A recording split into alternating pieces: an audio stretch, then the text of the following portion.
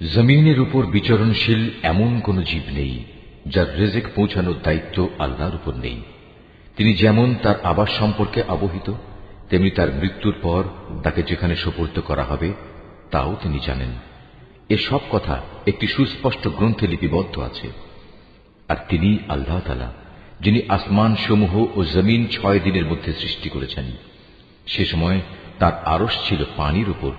এ সৃষ্টি কৌশলের লক্ষ্য ছিল যেন তিনি এটা যাচাই করে নিতে পারেন তোমাদের মধ্যে কে তার আচার আচরণে সর্বোৎকৃষ্ট। হে নবী, আজ যদি তুমি এদের বলো মৃত্যুর পর তোমাদের অবশ্যই পুনরুত্থিত করা হবে, তাহলে যেসব মানুষ কুফরের রাস্তা গ্রহণ করেছে তারা সাথে সাথেই বলবে, এ কিতাব তো সুস্পষ্ট জাদু ছাড়া আর কিছুই নয়। আমি যদি নির্দিষ্ট একটা মেয়াদের জন্য তাদের এ আযাব তাদের কাছ থেকে সরিয়ে রাখি, তাহলে তামাশার ছলে ওরা বলবে, কোন জিনিস এখন এই আযাবকে আটকে রেখেছে? অথচ যেদিন এ আযাব তাদের উপর এসে পতিত হবে, সেদিন এ আযাব তাদের কাছ থেকে সরাবার কেউ থাকবে না। যে আযাব নিয়ে তারা হাসি বিদ্রুপ করছিল তা তাদের পরিবেষ্টন করে ফেলবে। আমি যদি মানুষকে একবার আমার রহমতের স্বাদ আস্বাদন করাই এবং পরে কোনো কারণে যদি তা তার কাছ থেকে ছিনিয়ে নিই, তাহলে সে নিরাশ ও অকৃতজ্ঞ হয়ে পড়ে। আবার কোনো দুঃখ দৈন্য তাকে স্পর্শ করার পর যদি তাকে আমি অনুগ্রহের স্বাদ ভোগ করাই, তখন সে বলতে শুরু করে, হ্যাঁ, এবার আমার সব বিপদ মুসিবত কেটে গেছে। আসলে সে অল্পতেই যেমন উৎফুল্ল হয়ে ওঠে, তেমনি সহজেই আবার অহংকারী হয়ে যায়। কিন্তু যারা পরম ধৈর্য ধারণ করে এবং নেক আমল করে, এরাই হচ্ছে সে সব লোক যাদের জন্য রয়েছে আল্লাহর ক্ষমা ও মহা পুরস্কার। হে নবী, কাফেররা মনে করে সম্ভবত তোমার কাছে যা ওহী নাজিল হয় তার কিয়দংশ তুমি ছেড়ে দাও, এবং এ কারণে তোমার মনোকষ্ট হবে যখন তারা বলে বসবে, এ ব্যক্তির ওপর কোনো ধনভাণ্ডার অবতীর্ণ হল না কেন, কিংবা তার সাথে সাক্ষ্য দেওয়ার জন্য কোনো ফেরেশতা এলো না কেন। তুমি এতে মনক্ষুণ্ণ হও না। তুমি তো হচ্ছে পরকালের আযাবের ভয় প্রদর্শনকারী একজন রসুল মাত্র। যাবতীয় কাজকর্মের আসল কর্ম বিধায়ক তো হচ্ছেন স্বয়ং আল্লাহ তাআলা। অথবা এরা কি একথা বলে মুহাম্মদ নামের ব্যক্তি কোরআন নিজে নিজে রচনা করে নিয়েছে? হে নবী, তুমি তাদের বলো, তোমরা যদি তাই মনে করো তাহলে নিয়ে এসো এর অনুরূপ মাত্র 10টি স্বরচিত সূরা, এবং আল্লাহ তাআলা ছাড়া অন্য যাদের তোমরা সাহায্যের জন্য ডাকতে পারো তাদের ডেকে নাও, যদি তোমরা তোমাদের দাবিতে সত্যবাদী হও। আর যদি তারা তোমাদের কথায় সাড়া না দেয়, তাহলে জেনে রেখো এটা কিতাব আল্লাহর জ্ঞান ও কুদরত দ্বারাই নাজিল করা হয়েছে। তিনি ব্যতীত আর কোনো মাবুদ নেই। বলো, এখন কি তোমরা ইসলাম গ্রহণ করবে? যদি কোনো ব্যক্তি শুধু এ পার্থিব জীবন ও তার প্রাচুর্য ভোগ করতে চায়, তাহলে আমি তাদের সবাইকে তাদের কর্মের প্রতিফল এ দুনিয়ার মধ্যেই যথাযথ আদায় করে দিই, এবং সেখানে তাদের বৈষয়িক পাওনা কোনো অংশেই কম করা হবে না। আসলে এরাই হচ্ছে সেসব দুর্ভাগা লোক যাদের জন্য পরকালে জাহান্নামের আগুন ছাড়া আর কিছুই থাকবে না। দুনিয়ার জীবনে যেখানে যা কিছু তারা বানিয়েছে তা সব হবে বেকার। যা কিছু তারা দুনিয়ায় করে এসেছে তা সবই হবে নিরর্থক। অতঃপর যে ব্যক্তি তার মালিকের পক্ষ থেকে নাজিল করা একটি সুস্পষ্ট প্রমাণের উপর প্রতিষ্ঠিত রয়েছে এবং তা সে তেলাওয়াত করে, যার উপর স্বয়ং তার পক্ষ থেকে মুহাম্মদ সাক্ষী হয়ে রয়েছে, তদুপরি রয়েছে তার পূর্ববর্তী মুসার কিতাব, যা তাদের জন্য পথ প্রদর্শক ও রহমত, এরা এর উপর ঈমান আনে। মানব দলের মধ্যে যে অতঃপর একে অস্বীকার করবে তার প্রতিশ্রুত স্থান হচ্ছে জাহান্নামের আগুন। সুতরাং তুমি সে ব্যাপারে কোন রকম সন্দিগ্ধ হইও না। এ সত্য হচ্ছে তোমার মালিকের পক্ষ থেকে নাজিল করা, কিন্তু অধিকাংশ মানুষই ঈমান আনে না। আল্লাহ তাআলা সম্বন্ধে যে মিথ্যা রচনা করে তার চাইতে বড় জালেম আর কে হতে পারে? এ লোকদের যখন কিয়ামতের দিন তাদের মালিকের সামনে হাজির করা হবে এবং তাদের বিপক্ষীয় সাক্ষীরা যখন বলবে, হে আমাদের মালিক, এরাই হচ্ছে সে ব্যক্তি যারা তাদের মালিকের বিরুদ্ধে মিথ্যা কথা রচনা করেছিল। হ্যাঁ, আজ জালেমদের উপর আল্লাহ তাআলার অভিসম্পাত। সে জালেমদের উপর আল্লাহর লানত যারা অন্য মানুষকে আল্লাহর পথ থেকে বিরত রাখে এবং আল্লাহর পথে দোষ ত্রুটি খুঁজে বেড়ায়। সর্বোপরি যারা শেষ বিচারের দিনকে অস্বীকার করে।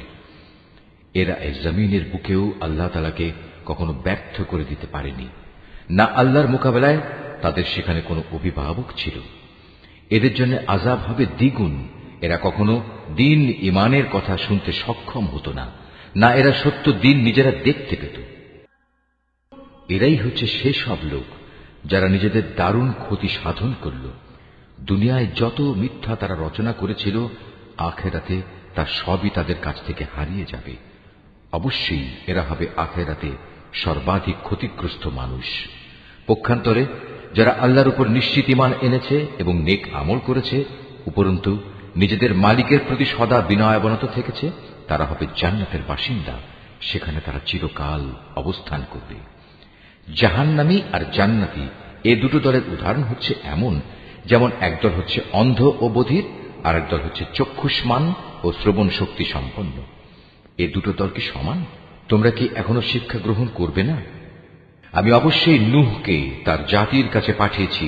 সে তাদের বলল, আমি হচ্ছি তোমাদের জন্য একজন সুস্পষ্ট সতর্ককারী। এ দাওয়াতের বক্তব্য হচ্ছে যেন তোমরা আল্লাহ তাআলা ছাড়া অন্য কারো ইবাদত না করো। আমি আশঙ্কা করছি তোমাদের উপর এক ভয়াবহ দিনের আযাব এসে পড়বে। অতঃপর তার জাতির নেতৃস্থানীয় লোকেরা, যারা আগে থেকেই কুফরির পথে চলে আসছিল, বলল, আমরা তো তোমার মধ্যে এর বাইরে কিছুই দেখতে পাচ্ছি না যে তুমি আমাদের মতোই একজন মানুষ। আমরা এও দেখতে পাচ্ছি না যে আমাদের মধ্যেকার কিছু নিম্ন স্তরের লোক ছাড়া কেউ তোমার অনুসরণ করছে, এবং তারাও তা করছে কিছু না বুঝে, শুধু ভাষা দৃষ্টি দিয়ে। আসলে আমরা আমাদের উপর তোমাদের জন্য তেমন কোনো মর্যাদাই দেখতে পাচ্ছি না। মূলত আমরা তোমাদের মনে করি তোমরা হচ্ছ মিথ্যাবাদী। সে বলল, হে আমার জাতি, তোমরা কি একথা ভেবে দেখেছ, আমি যদি আমার মালিকের পাঠানো একটি সুস্পষ্ট প্রমাণের উপর প্রতিষ্ঠিত থাকি, অতঃপর তিনি যদি আমাকে তার নবুয়তের বিশেষ রহমত দিয়ে ধন্য করে থাকেন, যা তোমাদের দৃষ্টির বাইরে রাখা হয়েছে, তাহলে সেই বিষয়টার ব্যাপারে আমি কি তোমাদের বাধ্য করতে পারি? অথচ তোমরা তা অপছন্দ করো। হে আমার জাতি, আমি যা কিছু তোমাদের বলছি এর উপর তোমাদের কাছ থেকে কোনো অর্থ সম্পদ চাই না। আমার বিনিময় তো আল্লাহ তাআলার কাছেই আছে, এবং যারাই আল্লাহর উপর ঈমান এনেছে, গরীব হওয়ার কারণে তাদের তাড়িয়ে দেওয়ার মানুষ আমি নই। কেননা তাদেরও একদিন তাদের মালিকের সাথে সাক্ষাৎ করতে হবে, এবং আমি তো তোমাদেরই দেখতে পাচ্ছি তোমরা সবাই হচ্ছ এক নিরেট অজ্ঞ সম্প্রদায়। হে আমার জাতি, আমি যদি তোমাদের কথায় গরীবদের তাড়িয়ে দেই, তাহলে এজন্য আল্লাহ তাআলার শাস্তি থেকে আমাকে কে বাঁচিয়ে দেবে? তোমরা কি অনুধাবন করতে পারছ না? আমি তো তোমাদের কখন এই কথা বলি না যে আমার কাছে আল্লাহর ধনভাণ্ডার আছে, না আমি গায়েবের কোনো খবর রাখি, না আমি একজন ফেরেশতা, না আমি সেসব লোকের ব্যাপারে যাদের তোমাদের দৃষ্টি হেয় করে দেখে। এটা বলতে পারি, আল্লাহ তাআলা কখনো তাদের কোনো কল্যাণ দান করবেন না। আল্লাহ তাআলা নিজেই তা ভালো জানেন। তাদের মনে যা কিছু লুকিয়ে আছে, আমি যদি এমন কিছু বলি, তাহলে সত্যি সত্যি আমি জালেমদের দলে শামিল হয়ে যাব। লোকেরা বলল, হে নূহ, এই বিষয়টা নিয়ে তুমি আমাদের সাথে বাক বিতণ্ডা করছো, এবং বিতণ্ডা তুমি একটু অতি মাত্রাই করে ফেলেছ। তুমি যদি সত্যবাদী হও, তাহলে সে আযাবের জিনিসটাই আমাদের জন্য নিয়ে এসো, যার ভয় তুমি আমাদের দেখাচ্ছ। সে বলল, তা তো আল্লাহ তাআলাই তোমাদের কাছে আনবেন যদি তিনি চান, আর তেমন কিছু হলে তোমরা কখনো তাকে ব্যর্থ করে দিতে পারবে না। আসলে তোমাদের জন্য আমার এই শুভ কামনা কোনো কাজেই আসবে না। আমি তোমাদের ভালো কামনা করলে তাও কার্যকর হবে না, যদি আল্লাহ তাআলা তোমাদের গোমরা করে দিতে চান, কারণ তিনিই হচ্ছেন তোমাদের মালিক, এবং তার কাছেই তোমাদের সবাইকে ফিরে যেতে হবে। হে নবী, এরা কি বলছে এই গ্রন্থটা সে ব্যক্তি নিজেই রচনা করে নিয়েছে?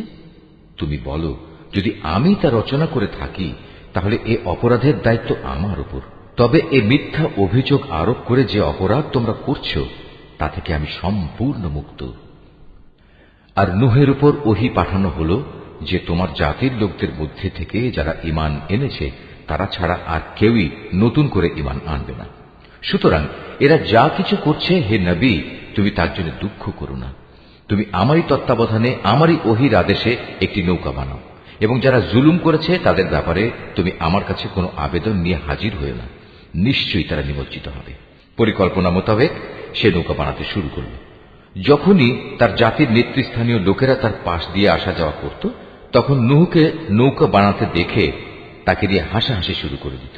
সে বলল, আজ তোমরা যদি আমাদের উপহাস করো, তাহলে মনে রেখো, যেভাবে আজ তোমরা আমাদের উপর হাসছ, একদিন আমরাও তোমাদের উপর হাসব। অচিরেই তোমরা জানতে পারবে কার উপর এমন আযাব আসবে যা তাকে দুনিয়াতে অপমানিত করবে, এবং পরকালে কঠিন ও স্থায়ী আযাব কার জন্য নির্দিষ্ট। অবশেষে তাদের কাছে আযাব সম্পর্কিত আমার আদেশ এসে পৌঁছল এবং চুলো থেকে একদিন পানি উথলে উঠল। আমি নূহকে বললাম, সম্ভাব্য প্রত্যেক জীবের পুরুষ স্ত্রীর এক এক জোড়া এতে উঠিয়ে নাও, সাথে তোমার পরিবার পরিজনদেরও ওঠাও, তাদের বাদ দিয়ে যাদের ব্যাপারে আগেই সিদ্ধান্ত ঘোষিত হয়েছে, এবং তাদেরও নৌকায় উঠিয়ে নাও যারা ঈমান এনেছে।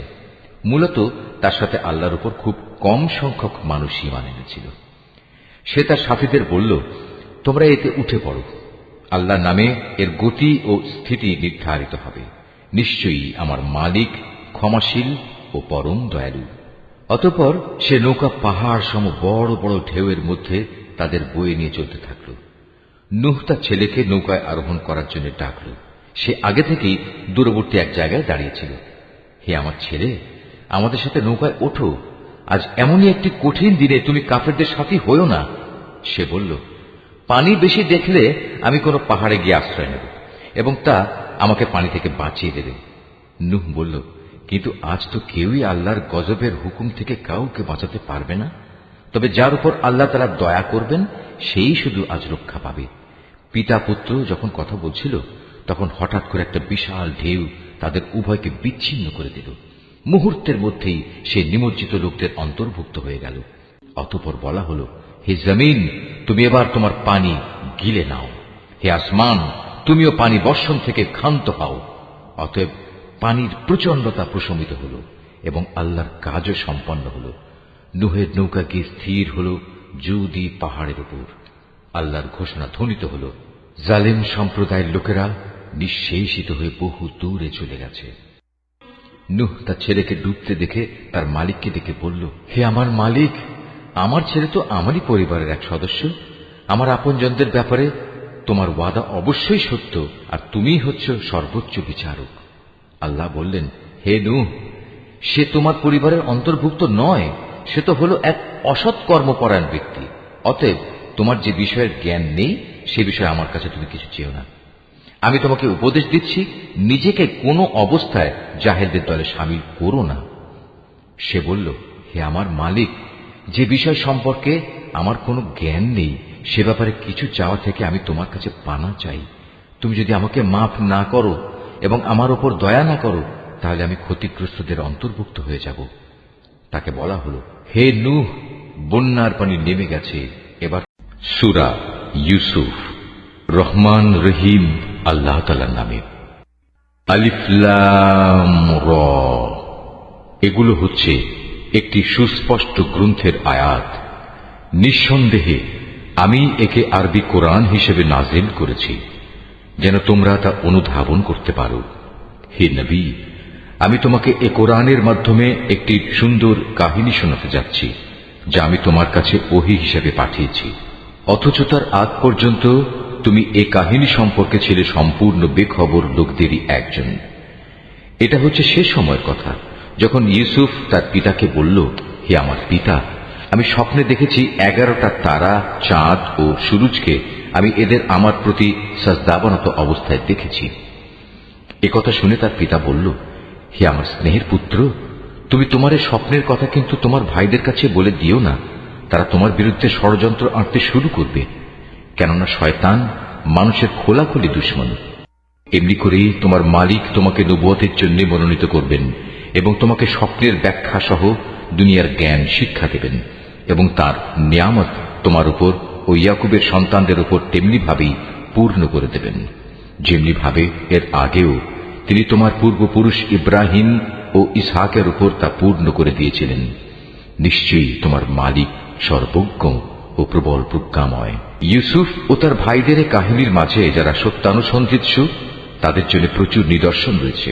এই কাহিনীটি শুরু হয়েছিল ইউসুফের ভাইদের দিয়ে, যখন তারা একজন আরেকজনকে বলল, আমাদের পিতার কাছে দেখা যাচ্ছে ইউসুফ ও তার ভাই আমাদের চাইতে বেশি প্রিয়, যদিও আমরাই হচ্ছে একটি ভারী দল। আসলে আমাদের পিতা ভ্রষ্ট বিভ্রান্তিতে আছেন। তাই শয়তান তাদের পরামর্শ দিল, ইউসুফকে মেরে ফেলো অথবা তাকে কোনো এক অজানা জায়গায় নির্বাসনে দিয়ে এসো, এরপর দেখবে তোমাদের পিতার দৃষ্টি তোমাদের দিকেই নিবিষ্ট হবে।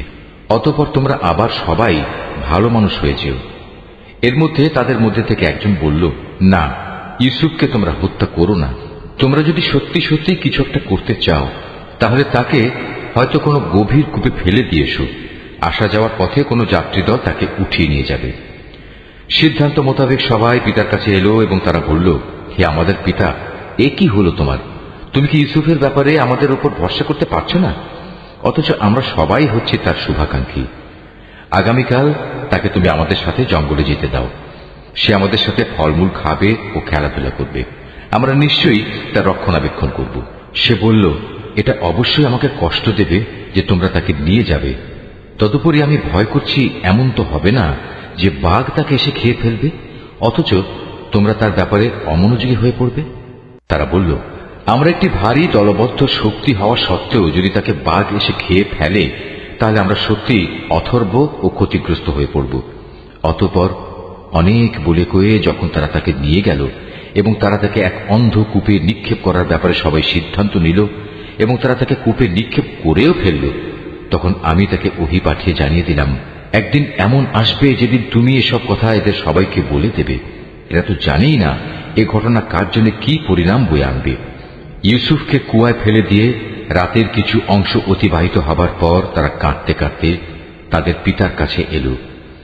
অনুযোগের স্বরে তারা বলল, হে আমাদের পিতা, আমরা জঙ্গলে দৌড়ের প্রতিযোগিতা দিয়ে দেখতে চেয়েছিলাম আমাদের মধ্যে কে আগে যেতে পারে।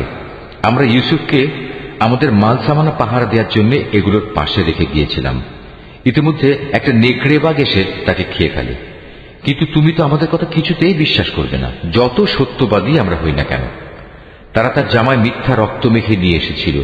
তাদের কথা শুনে সে বলল, হ্যাঁ, তোমরা বরং এটা বলো, একটা কথা তোমরা মনে মনে ঠিক করে এনেছো এবং ধরে নিয়েছো, তা আমি বিশ্বাস করব। সুতরাং এই অবস্থায় পূর্ণ ধৈর্য ধারণ করাই আমার জন্য ভালো। তোমরা যে মন গড়া কথা বলছো সে ব্যাপারে আল্লাহ তাআলাই হচ্ছেন আমার একমাত্র সাহায্যস্থল। অতঃপর ঘটনা এমন হল, একটি বাণিজ্যিক কাফেলা সেখানে এলো। তার একজন পানি সংগ্রাহককে কুয়ার কাছে পাঠালো। সে যখন তার বালতি কুয়ায় নিক্ষেপ করল, অতঃপর সে যখন বালতি টান দিল, তখন দেখল একটি জীবন্ত বালক তাতে বসা। সে তখন চিৎকার দিয়ে বলল, ওহে, তোমরা শোনো, সুখবর, এ তো দেখছি এক কিশোর বালক। কাফেলার লোকেরা বাণিজ্যিক পণ্য মনে করে একে লুকিয়ে নিল। আসলে আল্লাহ তাআলা ভালো করেই জানতেন যা কিছু এরা তখন করছিল।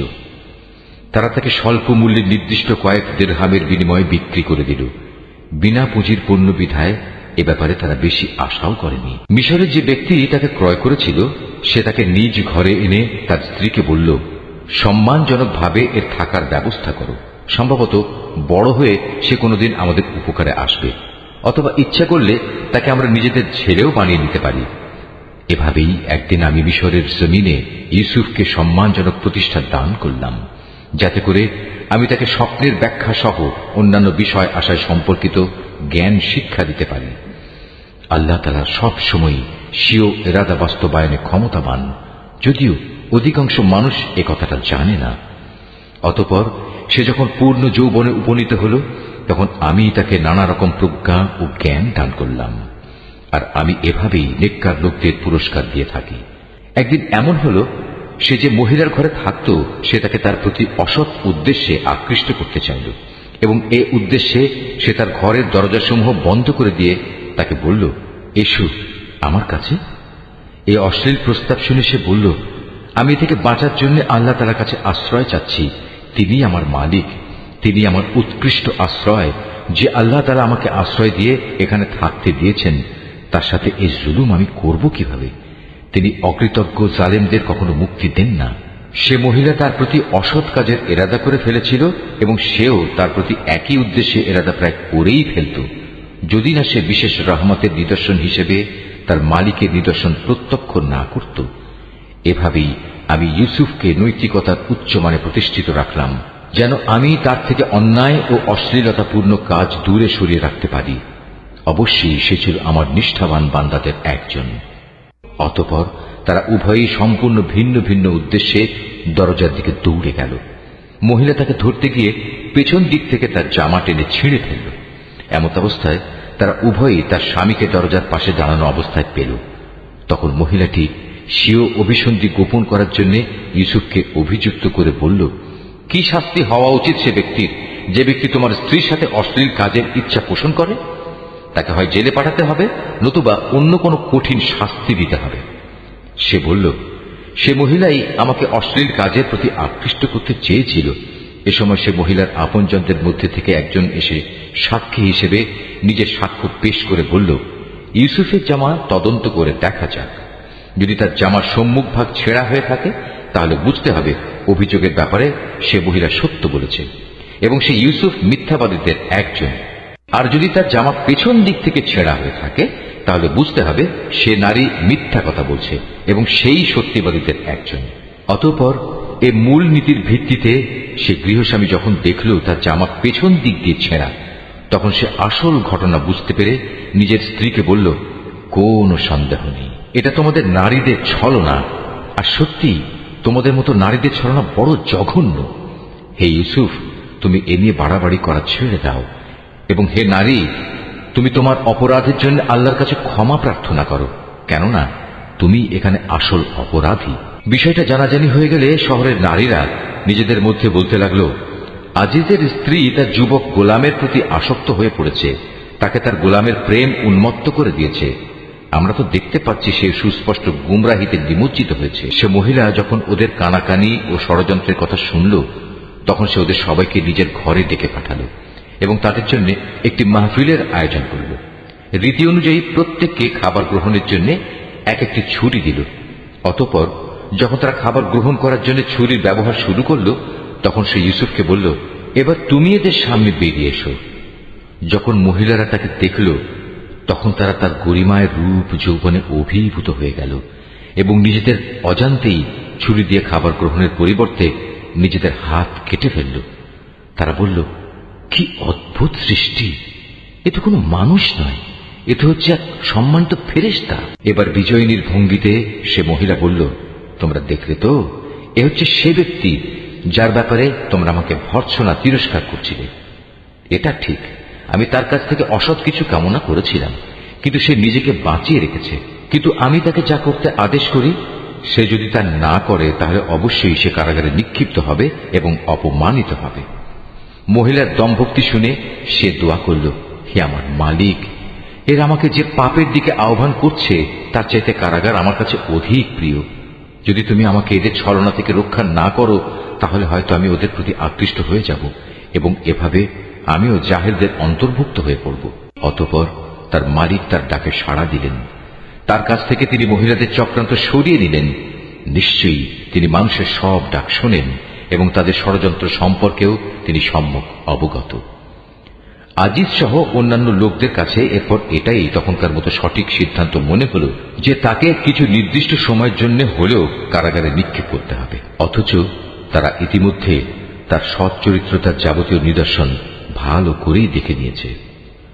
ঘটনাক্রমে সে সময় তার সাথে আরো দুজন যুবকও একই কারাগারে প্রবেশ করল। একদিন ওদের একজন ইউসুফকে বলল, আমি স্বপ্নে দেখলাম আমি আঙুর নিংড়ে তার রস বের করছি। অপরজন বলল, আমি দেখেছি আমি আমার মাথায় রুটি বহন করছি এবং কিছু পাখি তা খুঁটে খুঁটে খাচ্ছে।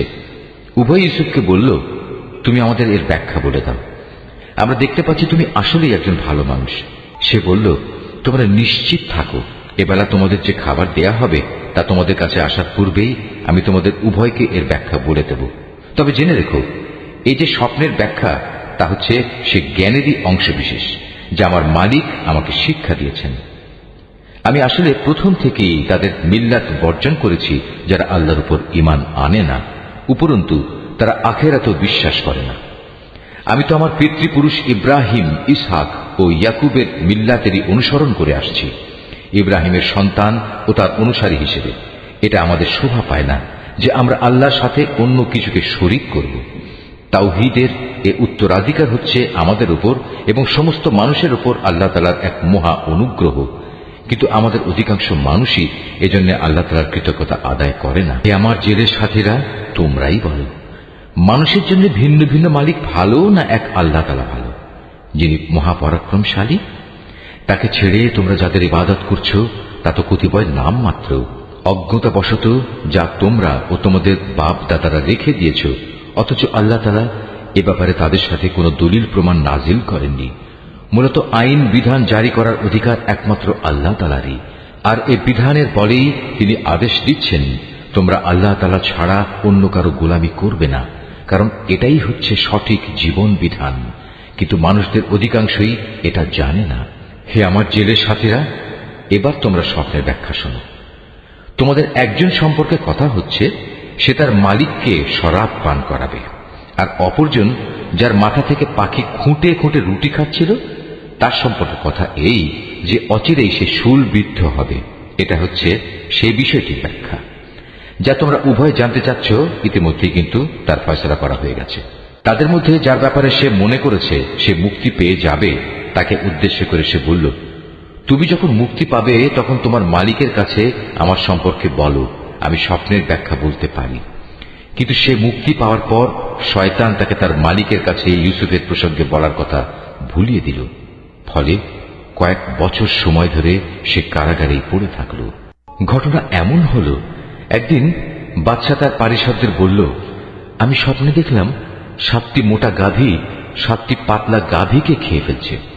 আরো দেখলাম 7টি সবুজ ফসলের শীষ, আর শেষের 7টি দেখলাম শুকনো। হে আমার দরবার প্রধানরা, তোমরা আমাকে প্রশ্নের ব্যাখ্যা বলে দাও যদি তোমরা কেউ স্বপ্নের ব্যাখ্যা জানো। তারা বলল, হে রাজন, এ তো হচ্ছে এক অর্থহীন স্বপ্ন। আমরা এ ধরনের অর্থহীন স্বপ্নের ব্যাখ্যা জানি না। যে দুজনের একজন কারাগার থেকে মুক্তি পেয়েছিল, দীর্ঘদিন পর তার ইউসুফের কথা স্মরণ হল। সে দরবারি লোকদের কথাবার্তা শুনে বলল, আমি এক্ষুনি তোমাদের এই স্বপ্নের ব্যাখ্যা বলে দিচ্ছি। তোমরা আমাকে কারাগারে ইউসুফের কাছে পাঠিয়ে দাও। কারাগারে গিয়ে সে বলল, হে ইউসুফ, হে সত্যবাদী, তুমি আমাদের 7টি মোটা গাভী 7টি পাতলা গাভীকে খেয়ে ফেলছে এবং 7টি সবুজ শ্যামল ফসলের শীষ, অপর 7টি শুকনো শীষ।